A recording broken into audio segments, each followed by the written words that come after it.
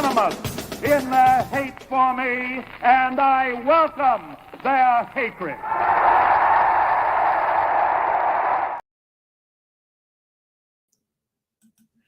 What is up, everybody? This is Hater Radio. My name is Chris McLean. I'm here with my co-host, Ian Gibson. How are you, Ian? I'm doing really good.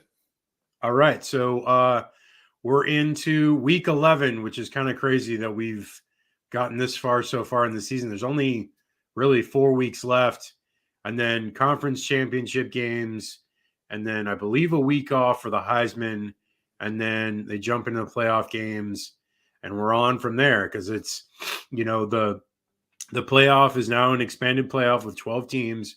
So you'll have 4 first-round games on campus, which is going to be amazing.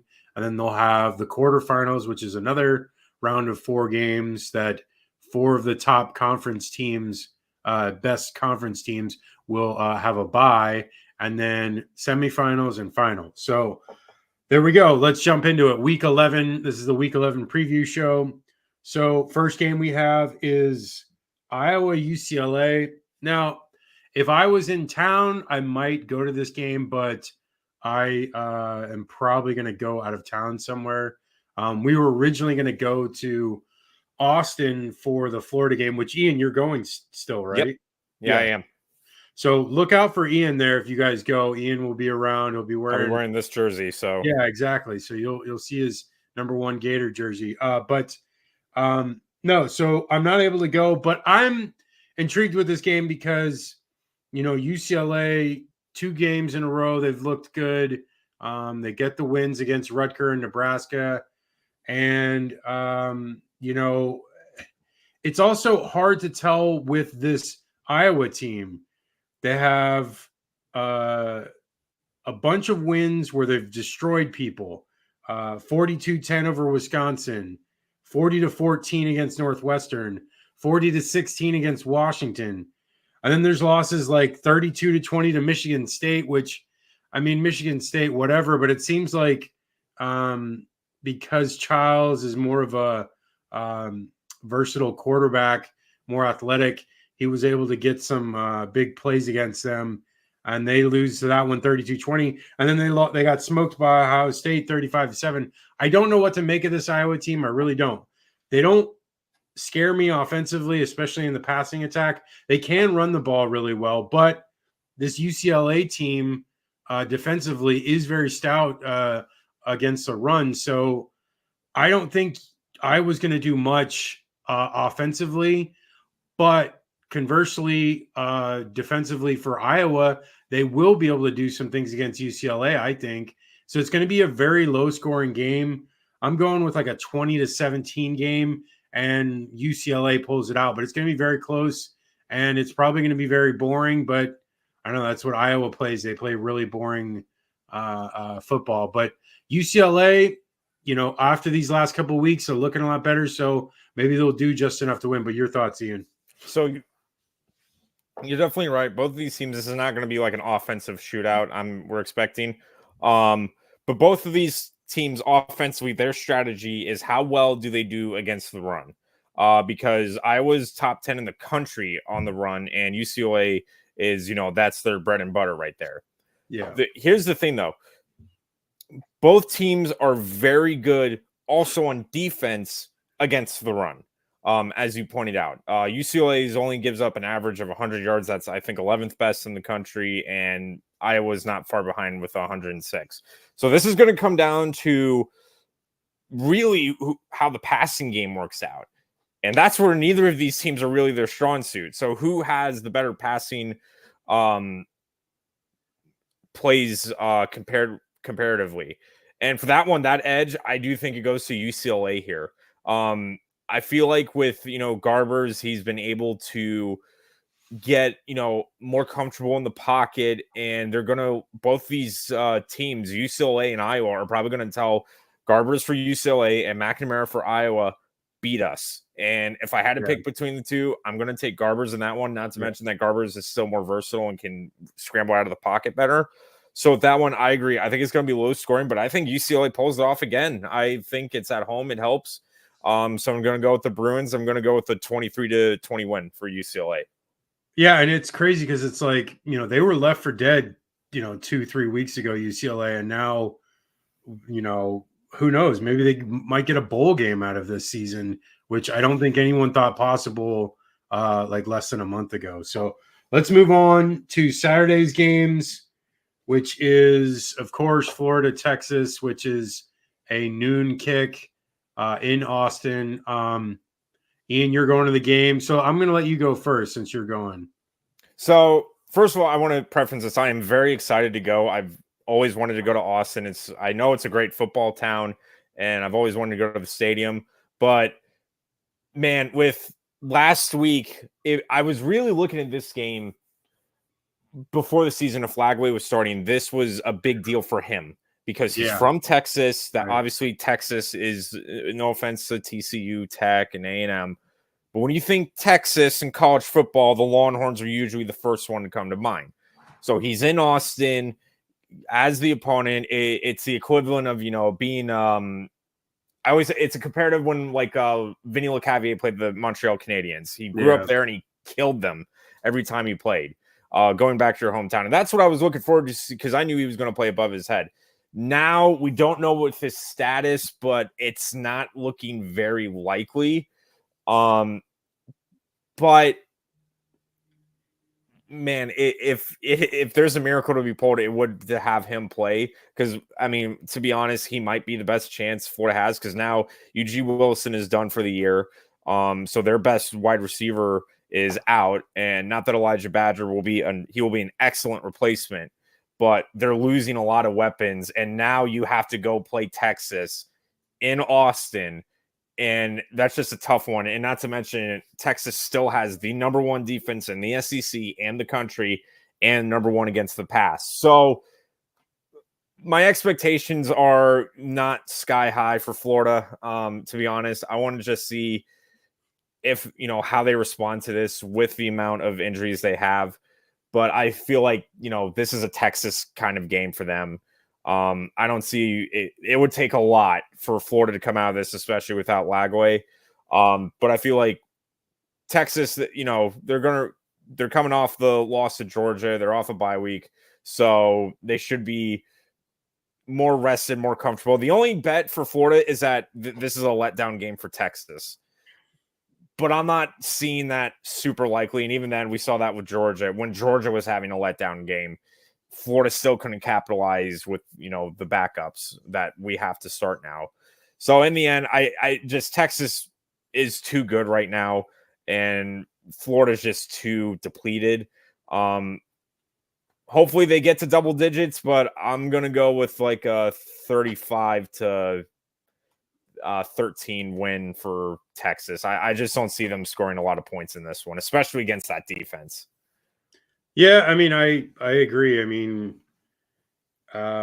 if Warner plays, if he's the starter, then I'm not confident in like almost anything for the Gators to get done. I mean, they could be shut out for all I know with what's going on with their offense. But yeah, Texas's defense is stellar. The one thing I was going to add was next year, if Lagway's still there, Florida plays at Texas A&M, and that's where Lagway was between either A&M or Florida as well. So like that would be a big game for him next year. But as far as this year, no, like Lagway, if he plays, is a huge difference. Like if he plays, they have a legitimate chance at winning. I know that he would be limited probably, considering that injury looked pretty significant, but they said it was good news on Monday, which I don't know. Like the way things are done,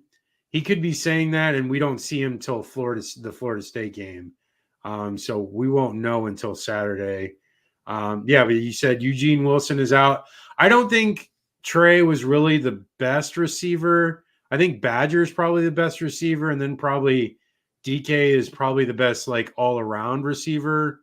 And then Trey really wasn't like doing like a ton in like most of his routes. I can only really recall a handful of like somewhat deep passes. Badger's gotten like at least like 5 or 6, 30+ yard passes. DK has a couple too. I mean, at most, I think Trey has like one. But regardless, I think the offense, if they have a capable quarterback, they can move the ball. They looked really good against Georgia that first half. And I really love the running backs. Jaden Baugh and Jackson look great. They're like, a great 1-2 punch, and they're doing a ton in the ground game. The offensive line looks better there. I think defensively, that's where it's going to be a real big issue. Quinn Ewers had a week off, so he's gotten even healthier. And, it's going to be a problem for Florida because they have issues with secondary depth. Devin Moore might be out. Jason Marshall's done for the year. Who else? There was a bunch of other injuries. It just got, it was like all hands on deck type moment against Georgia. So they're going to have to hope that they can, recover from that. It's going to be difficult because, the depth is being tested. It's not as, I don't know. It's just weird. Like, you're going to have injuries no matter what, and you have to really like be able to bounce back from it. But I don't know. Florida just doesn't have enough there right now to really do it. And it's a shame because if DJ plays in that game last week, if he's healthy the whole way, maybe they win that game. I mean, there's a good chance they could have. But now we don't know if they even have a shot here against Texas and then LSU and Ole Miss. So it's frustrating, but we'll see. I feel like Texas should win this game. I'm going to say they're going to score at least 30. So I'm going to go right on the nose on 30, and I'm going to say Florida 17. So 30-17. Okay, moving on to Miami, Georgia Tech. Miami. Well, let me jump into it. Okay, so I looked into it for as far as Haynes King. He's a game time decision, much like DJ Lagway seemingly. So Tech may not have Haynes King again. I'm not really the biggest fan of their backup. He's kind of just average at best. And Miami can score a lot of points. So if Tech cannot keep up scoring wise, they're gonna lose this game. But I will say Tech's defense looks a lot better than last year. And I think they can slow down Miami a little bit. I'm going to say probably slowing down Miami to maybe 33 points. And I'm going to say Georgia Tech scores because I don't think King is going to play. I mean, if he does, then I would give a higher total for them, but I don't think he's going to play. So I'm going to say 33 to let's say 18. What do you got, Ian? Yeah, I think Tech will be able to slow Miami down, but we've seen it all year is they find a way to get one quarter where they get 25 points in one quarter. They'll find a way to score more than 20 in one quarter, it looks like. So Tech may be able to slow them the first, second down, but I think Miami's just going to wear them out. I'm going to go with the Canes. I'm going to go with 20. Let's go 28-13. Nice. Okay. Navy and USF in Tampa. They're breaking ground on the on-campus stadium this weekend, which is great. I'm loving hearing that. And I saw some new renderings. The stadium looks awesome. But that's the future. The now, Archie looks good enough to win these games. And I think they can win this game because Navy is 1, turnover prone, and then 2, their defense isn't that stout. So, which I think that's going to be a big difference in this game because I think USF is going to be able to score. And we talked about it the other day. It's probably going to be a track meet. And I'm going to say probably a 38-35 game. And it's a coin flip. I'm just going to go with USF because it is a home game and maybe they'll be up for it. But who do you got, Ian? So for this one, it's going to depend on who is playing whose game because Navy is very, plays the game where they play keep away during that clock, and USF is the exact opposite. They are no huddle, try to, catch that defense off guard. So regardless of game plans, Navy's doesn't work as well against this type of team. But it's going to be a matter of, can Navy capitalize on if USF makes mistakes?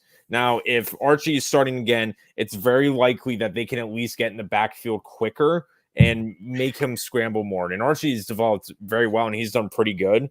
But I feel like with this one, Navy will get more stops than USF's defense can. I mean, USF's defense, I mean, they've had, they did really good against FAU in the second half, and then UAB was the second half of that one. They really stepped up. This one, you're going to have to play a full 4 quarters. And Navy, that's their game plan. Wear you out. So with that, I hate to say it, but I feel like Navy, it would be like USF would be playing a Navy game, and that just doesn't look good for the Bulls. So I'm going to go with let's go 35-30 win for the Midshipmen. Yeah, and honestly, this is not the end of the world for USF if they lose this game, because Navy is a talented team. They've been in the top 25, at some point this year. I think it was at least for 1 week. So, they have talent and they can beat good teams, Navy. So, losing to them is not the end of the world. And they still have the ability to get a bowl game, and they could finish out 7-5.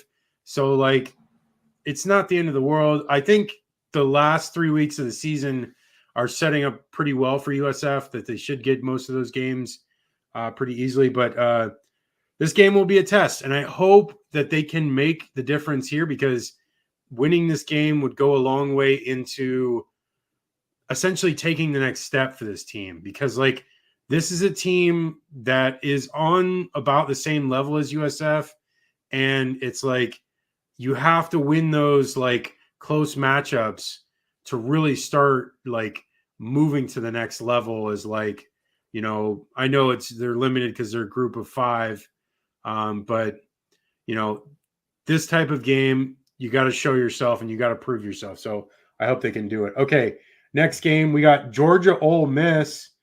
I like Ole Miss a lot in this game because last week Florida proved that they can be had on defense. They did not look that great on defense, and like I said, if DJ Lagway was in that game the whole way through, there's a chance that Florida wins that game. And Ole Miss, what was it, last week or 2 weeks ago, blew the doors off Arkansas. Mm-hmm. And, it's the offense is there for Ole Miss. It is not disappeared. They're still fully capable of putting up a ton of points. Now, are they good enough defensively to hold Georgia in check? I think so. I think right now, as we stand in week 11 of the season for Georgia, Carson Beck is really in his head right now. He is making a ton of mistakes, and that is not a good way to be when you're trying to get to the playoffs and potentially vie for a national championship. So this game, if he's had multiple turnovers in almost every game the last 4 or 5 weeks. So he easily could have another one of those games. And if he does, it's in Oxford, Ole Miss could win, but I still feel like Georgia's going to win this game. I know I said all these good things about Ole Miss, and I do feel it, but I still feel like Georgia has made enough plays in these games, the Texas game, the Florida game. They just seem to somehow win these games. And they barely lost that Alabama game. That was, they probably should have won that game, and they barely lost it. I'm going to go with Georgia. I'm going to say Georgia wins 28-24. I feel like it's going to be a low-scoring game. The Florida game would have been lower scoring if it weren't for a late interception. So I feel like it's going to be about the same score. So, 28-24, Georgia. What do you got, Ian? So another thing to note, too, is that Lane Kiffin has still not won a top 10 matchup since he got hired at Ole Miss. He's not beaten a top 10 teams since. He's beaten 2 top 11 teams, but he has yet to beat a team in the top 10. I'm not kidding. Yeah. I'm not making that up. That's hilarious. Yeah, I think it was Auburn and Indiana in the Citrus Bowl. But with this one, I've always said this experience does matter, and Georgia has been in these games. And again, with the perception, sometimes perception breeds reality, but it is that Ole Miss with Lane Kiffin, when it's like these kind of layup games, they got no problem showing how good they are. But Alabama, Georgia, Texas, these games, it doesn't bode well. And Lane Kiffin is yet to prove him wrong. So with that, I don't think Ole Miss is going to get blown out like they did last year. But I do think Georgia, they've been in these situations before. Already this year, they've been in these kind of close situations. They weren't it last week in Jacksonville. So I feel like Georgia finds a way to pull it out. Maybe Ole Miss gets a couple on them. The big thing will be what Florida couldn't do as much of is if Beck is having another 3-interception game, you have to get touchdowns on that drive, not field goals. Yeah. You need 21 points off of those turnovers, because then you could have a good enough cushion where the defense can't stop you enough to give the offense enough time on the field. But I feel like Georgia will get it straightened out. I'm going to take the Bulldogs winning this one. I'll go with let's go like 28-24 win for Georgia. That's exactly what I had. Yeah. Clemson, Vautech. Clemson, I'm putting this game on here because I want to see what Clemson does after that loss last week to Louisville. I don't think they're going to collapse, but this Vautech team is feisty, and their quarterback is good enough to make, a threat into Clemson. Clemson really looked subpar on offense last week, and, they looked subpar against Georgia the first week of the season. So maybe their offense isn't as good as we thought. Maybe they were playing some bad defenses, bad teams, and so they looked, better than what they actually are. I'm going to say Clemson wins this one. I'm going to say it's probably going to be like a 31-24 game. What do you got, Ian?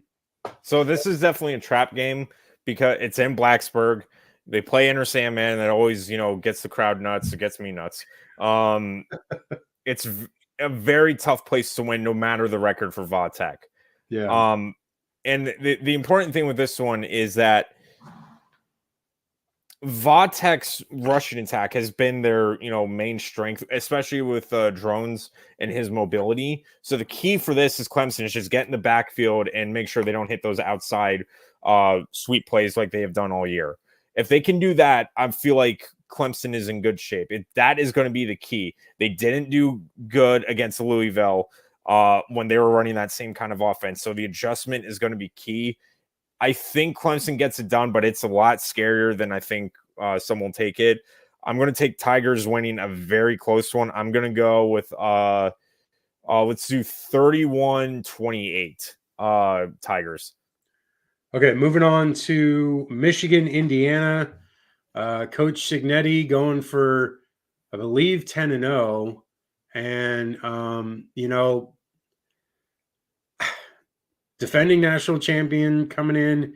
This is a big spotlight game for them because I know Michigan is struggling. They have like 4 losses already, but, to have the defending champion, the Big Ten, bully the last 40 years, forever, actually. I mean, Michigan's been one of the top teams in the Big Ten since the entirety of the Big Ten. And, Indiana's been the doormat. And so this is a way to kick their butt and really put a stamp on this season, regardless of what happens in the Ohio State game, because that's going to be like a 50-50 game. But I feel like they're going to put 40 plus, especially if Rourke is in there, which I haven't heard anything. He was in there last week and he put 40 plus last week. I feel like he's going to do the same thing here. They're just better than Michigan right now. They're way better. I feel like Indiana is going to win probably 45-10. I mean, it's going to be even worse for Michigan because they can't throw the ball. And so Indiana's defense is one of the best defenses in the country. They're going to stop them, and they're going to, be able to just thwart the run completely. And if they can't even pass the ball, they're they have nothing. They're going to be stuck. So I got Indiana 45-17. What do you got, Ian? So another thing to note here, this series between Indiana and Michigan has been incredibly one-sided. They've met 72 times, and Indiana has only won 10 games in that history. And this is a game where they first played in 1900, like that right at the turn of the century. And the last time Indiana won was in 2020 when Michael Penix was their quarterback. Oh, yeah, that's right. Yeah. And going back even further, the last time they won with a full capacity crowd was in 1987. Jeez. So it's been a long time coming. Wow. And Indiana, similar to how I mentioned with our first game, was defensively, they should just, go attack the run. Make sure you get in that backfield and make sure you don't, leave any lanes. I would honestly just play man the whole day and tell Michigan, beat us with your arm, because that is obviously their weakness on offense. Field position is going to be key in this game. If Indiana gets these long drives, at least make sure you punt that ball on the other side of the 50, because we have seen Michigan struggle this year to have long sustained drives. The only way they score for the most part is if they're at the 40, 50 on their right side of the 50. I don't think Indiana is going to allow that. This is definitely kind of a trap game because it is, high stakes in this one. But I don't see Michigan, especially if Indiana gets in that backfield. The only way Michigan wins is if that running game gets through that defense and averages 7 yards to carry. I'm not seeing that. So I'm going to go Hoosiers winning. I'm going to go, let's do a 38-17 win. So Iowa State, Kansas, maybe the shine is off the veneer of this team, because, Iowa State was undefeated coming into last week, loses to Texas Tech, and maybe I feel like Kansas can win this game. It's in Kansas. But I don't know. I'm not a big believer in what's going on there. The offensive coordinator that's there now, he wasn't the same guy that had been there in the past 2 years. So their offense has been kind of okay. I don't know. They could get the upset because it's a home game. And, Iowa State feels like it could be in kind of a spiral a little bit, obviously, because not just the Texas Tech game, but the UCF game where they struggled to barely beat UCF. I don't know. I'm going to go Iowa State, though, because I just don't have enough faith in this Kansas offense. I'm going to say Iowa State wins 24-20. What do you got, Ian? Yeah, I'm the same way, because I just don't see, with as good as Iowa State's defense can be. I mean, it was 23-22 when they lost. And Kansas just offensively has not looked good this year. So I just don't see Iowa State giving up a lot of points. I think they'll get enough on the board to keep distance with the Jayhawks. I'm going to go with let's go 27-16 win for the Cyclones. Okay, next one. I'm going to let you run your opinion first, because you're best with the G5s. But Army going up against North Texas. What's your thoughts, Ian? So first of all, I want to at least say not much of a shout out, but yeah, sure. So my fiance and soon to be wife, because she did actually for her first year go to North Texas. Nice. So I've been on the campus when I visited Texas. Very nice campus. It's actually a really nice stadium, but a high school stadium is could go for an NFL team here. Right. With this game, defense is going to be key, because we know Army, they have the top 25 defense in the country. Meanwhile, North Texas has one of the worst defenses in the country, but they have the number 2 passing offense in the country in third overall. So this is going to be a game where it's going to be interesting. Army is going to have to flex their muscles and how they're going to, how much they're going to score. Now, they've been winning big in a lot of these games. It wasn't the prettiest win. They won 20-3 to Air Force, but, they have wins 44-10, 45-28. all this, good stuff. I think with that, I honestly think this is going to be a shootout, but I feel like Army's defense gets enough stops on North Texas where they can't keep up. North Texas, that defense has been really, not looking good. They gave up 66 to Tech, and it was over 50 to Memphis and Tulane, or I think Tulane scored 45. That one was actually a close one. But I don't know. I know North Texas is coming off a bye week, but I'm not seeing it. It is definitely upset proof, but it's in West Point. I'm gonna go with let's just see. I'm gonna go with let's go 42. Now let's go 40 to 34. Army. Oh, I'm sorry. It's in North Texas. Yeah, in North Texas. So Bryson Daly is another one of these game time decisions.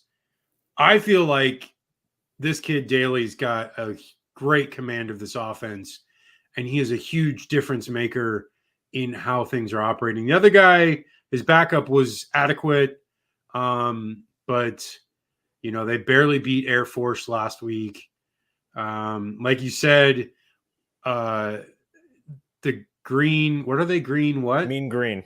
Mean Green. If the Mean Green can put up a lot of points, Army might be in trouble. But again, their defense is really good, especially their secondary is pretty solid. Like for guys that are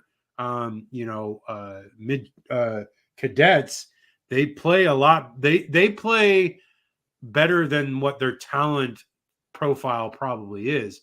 But I think it falls on, if Daly's not there, it'll be a struggle to score points.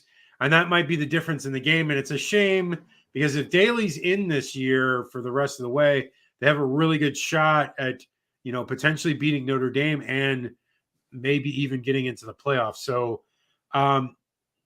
this is going to be tough. I hope they win. I'm a ROTC alum at USF, but I just don't see it because I think North Texas is going to be able to score, and I think Army's going to struggle without Daly. So I'm going to say North Texas wins 31 to 20. Yeah, 31 to 20. That's what I got. Okay, next one. Colorado, Texas Tech. Now, Texas Tech coming off that big win against Iowa State. It's a home game in Lubbock. Colorado was off last week, so they're probably a little healthier coming into this game. Shedeur Sanders puts up a lot of points. Travis Hunter is looking to try to get definitely a bid to New York City for the Heisman finalist, potentially a Heisman trophy. Texas Tech, though, man, there's something about this team. They were 5-1 at one point. They lost 2 in a row, and now they just won this one. I feel like Texas Tech can win this game.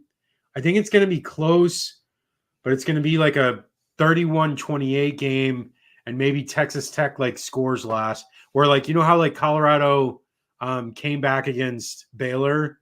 It'll be some late game heroics as well, but Texas Tech getting. What do you got, Ian? Yeah, I feel like with this one, Tech, after coming off that win and Colorado off a bye, having to go to Lubbock, is not a good recipe for them. And yeah, I think Tech still has a top 25 offense in the country. It's the defense that's been pretty bad, and that's asking for trouble with Colorado. But if you can limit the playmakers, we have seen this year, if you can control the playmakers of Colorado, which is easier said than done, you can control that game. I think Tech pulls it off. I'm with you. I'm going to go Red Raiders.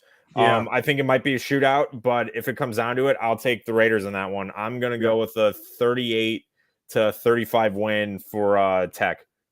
Nice. Okay. This game is actually very lively and interesting because both these teams have been kind of beating up on really good teams this year, but South Carolina goes to Nashville to play Vanderbilt.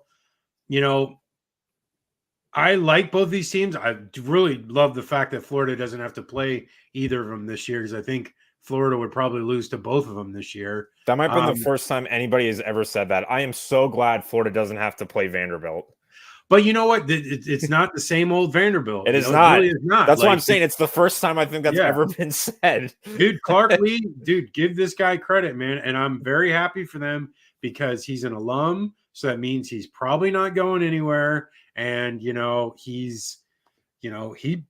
probably be there for like 15 years because why would he leave? It's where he grew up. And, he has an affinity for that school. And he's a really good defensive coach. He did really well at Notre Dame before he got to Vanderbilt as head coach. And I really think they could win this game. And, if they win this game and then the LSU game, I mean, they have a really good shot at like 8 or 9 wins or something. It's kind of crazy. Like this team is with Pavia, and it all comes down to him because they barely won last week against Auburn and Pavia did not look great. But it's like, in a game like this, they need him to excel. And conversely, on the other side with South Carolina, Sellers, that kid is very lively as well and very athletic and makes a lot of plays.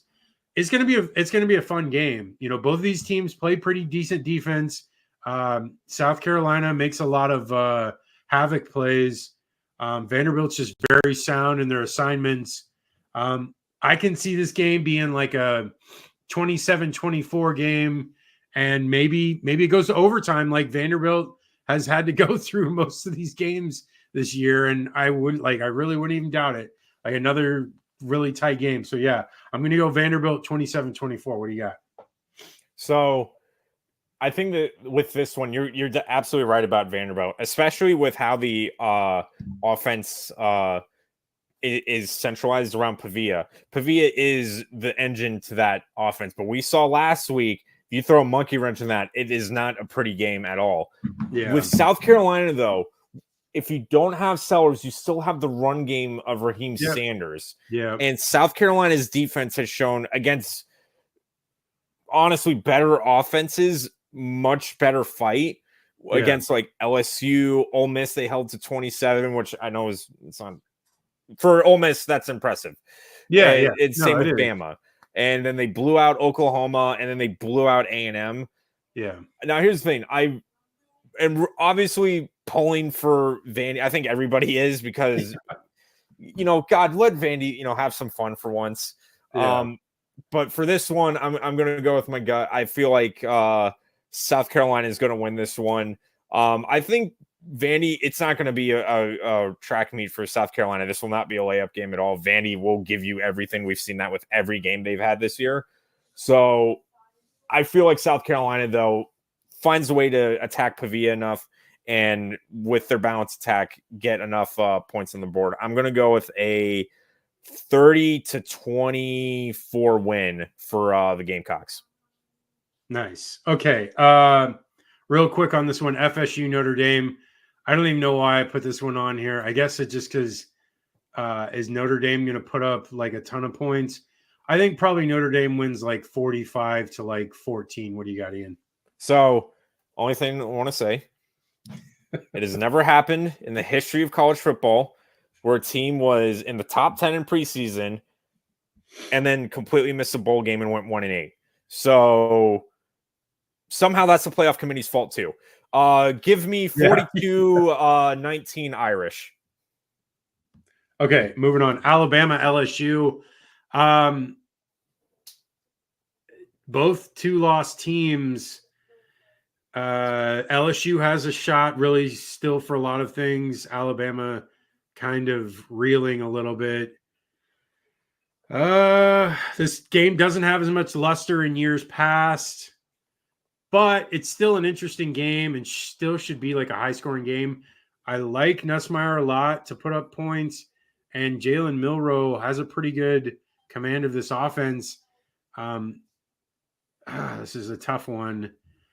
I think LSU's defense has been playing better.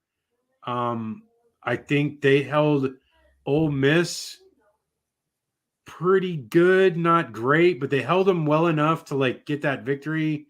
And then they had Texas A&M for the most part, but then you could also say they blew that game because Marshall Reed came in and an athletic quarterback kind of showed their weakness. So maybe Jalen Milroe will be able to take advantage of that, which, is possible. So I'm going to say maybe Milroe gets the best of LSU's defense. I'm going to go Alabama wins like, let's say 24-20. What do you got, Ian? So this is a interesting thing because there's kind of perceptions now with these schools, and it's only been like 1 year with Alabama. First is LSU. It kind of similar to Florida, has not historically done well in this turn of the decade against mobile quarterbacks defensively. They have not looked good whenever it's that kind of game. They're great against pocket passers and downfield coverage, but getting spies at linebackers is not something they're accustomed to. And we saw that with A&M. And with Bama going into hostile environments, not been the prettiest look this year because they lost to Tennessee, where that was a very winnable game. And I can't even say Vanderbilt because like most of that crowd was Bama fans, so they somehow lost that one too. I feel like though, I mean, it's in Death Valley. It is at night, and man, that's always a tough place to win at night. I feel like with Milroe, he will make enough plays to against this LSU defense, and I don't see LSU scoring as much. So I'm going to go Crimson Tide winning. I'm going to go let's go like 30-20 Bama. Okay. Let's do these next two really quick. Washington, Penn State. Do you think Penn State bounces back here? Well, it depends on what your term of like bounce back is, because I don't think this is going to be a pretty game. Penn State, I mean, it is in Happy Valley. Isn't this the whiteout game? Is it a later game? Yeah, it is a later kick because I think this is the whiteout. Yeah, so I think this is the whiteout game. So yeah, if it's the whiteout, I'm pretty sure Penn State will kind of cruise this one, but I don't know. Washington can be sticky. We've seen that. We saw USC knows that firsthand. But I'm gonna go Nittany Lions winning. I'm gonna go with a 28-14 win for Penn State. Yeah, I feel like Penn State, obviously losing to Ohio State really is rough, but I think they're pretty used to that. So they're ready for a game like a game against Washington, who, yes, they are the runner-up from last year's national championship game, but they're not the same as last year. They're definitely much weaker and have been beaten pretty severely in some of these games the last couple of weeks. So I feel like Penn State should win this game. Offensively, they should be able to do enough. And defensively, I think they can keep Will Rogers in check. So I'm going to say Penn State wins like, let's say 30-20. Okay, last two. Nevada, Boise State. Does Genty get back on track? Well, here's the thing. Interesting thing with Nevada is that defensively against the run, they've been pretty good. They've only averaged giving up around 100 yards a game. But we said that about a lot of teams against Boise State. I feel like, I don't know, like now, comparatively speaking, for Genty, a down game is like a 250-yard game.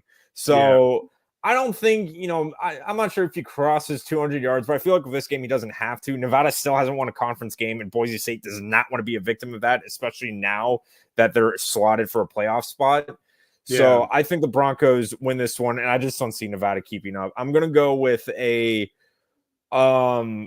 let's go 35-16 win for Boise State. And I'll say Genty gets like 180-something yards. Yeah, I'll say like 42-14, and then I'm going to say like Genty, I think he'll probably have a decent game, anywhere from like 150 to 200, and maybe like 2 touchdowns. Okay, last one, the Holy War, BYU, Utah. BYU coming off that loss, I don't know what to make of them right now, because I had high hopes for them, and then BYU is still undefeated. oh wait, sorry, that I was thinking Kansas State. Yeah, Sorry. No, BYU. You know, this is the end of their season right here. They've got 3 games left, and they've got Kansas after this, Arizona State. The Arizona State game is going to be tricky because it's on the road. I mean, this game is on the road, but I don't know. BYU, I have a lot of faith in them.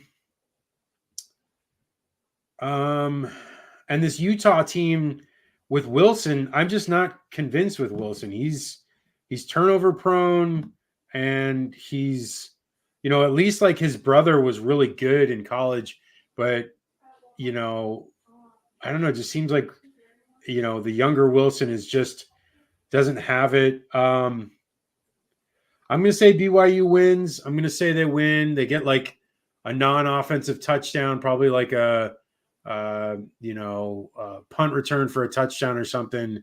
And I'm going to say they win like 31 to like 17. What do you got? Yeah, this is one of my favorite rivalry games. It's one of the most underrated. I love this, the Holy War. For this one, BYU famously had that big win in 2021. It was their first win, I think, in almost over a decade against Utah. And with Utah, they're scrambling with quarterbacks right now. It's between Wilson and the backup, and Retzlaff with BYU has looked pretty good.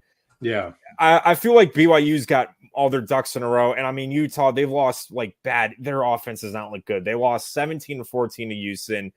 And then I think they lost 13-7 against TCU. They have barely crossed 20 points this side of September. It has not been a good look, actually. And I think the only time they've scored more than 30 points against a D1 team, I think that was Utah State. Yeah. I don't see Utah's offense getting enough points. I think BYU wins this one. It is a rivalry game. This one is always freaking nuts. So there's a good chance that, you know, some crazy thing can happen, but I think BYU wins it, maybe close in the first half, but I'm going to go Cougars winning. I'm going to go 31-19. Yeah, I mean, their fans do not like both.